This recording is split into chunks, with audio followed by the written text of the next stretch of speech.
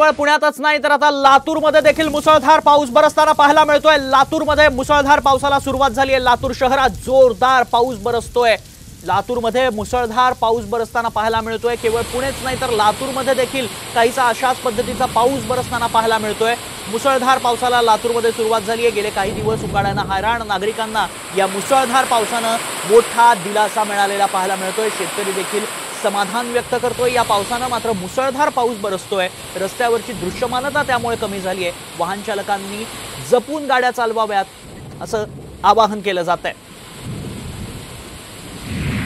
लातूर नंतर आता बातमी सिंधुदुर्गात देखील काहीशी हीच परिस्थिती आहे। पावसाला सुरुवात झाली आहे। पुढील 2 ते 3 दिवस जिल्ह्यात मुसळधार पाऊस बरसण्याची शक्यता हवामान विभागाने वर्तवली आहे। कोकणासाठी आज येलो अलर्ट देखील देण्यात आला होता। रविवार आणि सोमवारसाठी ऑरेंज अलर्ट देण्यात आलाय। त्यामुळे पुढचे 2 दिवस कोकणात मुसळधार पावसाची शक्यता व्यक्त केली जाते। आजचा येलो अलर्ट त्यानुसार पाऊस पडताना पाहायला मिळतोय। मुसळधार पावसाला कोकणात देखील सुरुवात झाली आहे। सिंधुदुर्गात जोरदार पाऊस बरसतोय।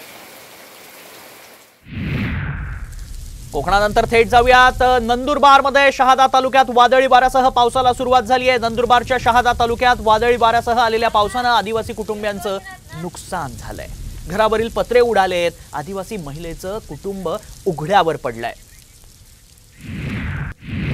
सोलापुरातनं देखील अशीच महत्त्वाची बातमी कोल्हापुरातनं येते। कोल्हापूर जिल्ह्याला देखील ऑरेंज अलर्ट देण्यात आलेला पाहायला मिळतोय। 9, 10 आणि 11 जून रोजी जिल्ह्याला ऑरेंज अलर्ट देण्यात आलाय। त्यामुळे प्रचंड पाऊस कोल्हापुरात देखील बरसताना पाहायला मिळणार आहे।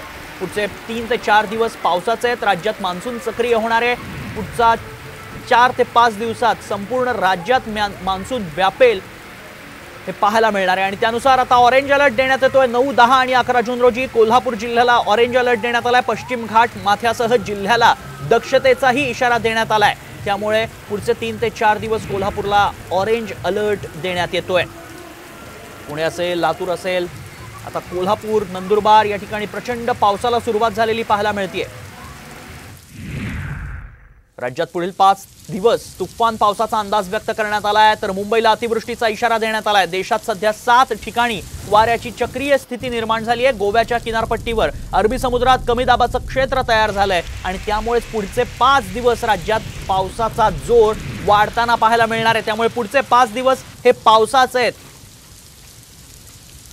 मुंबईत अतिवृष्टी आहे तर राज्यात तुफान पावसाचा अंदाज व्यक्त करण्यात आलाय। हवामान विभागाकडून हा अंदाज व्यक्त करण्यात आलाय। देशभरात 7 ठिकाणी चक्रीय स्थिती देखील निर्माण झाली आहे। तिकडे अरबी समुद्रात कमी दाबाचं क्षेत्र निर्माण झालंय। त्याचाच परिणाम पुढच्या 5 दिवसात पाहायला मिळणार आहे आणि त्यामुळे तुफान पाऊस पुढच्या 5 दिवसात बरसताना पाहायला मिळणार आहे। राज्यात विविध ठिकाणी पावसाला सुरुवात होणार आहे।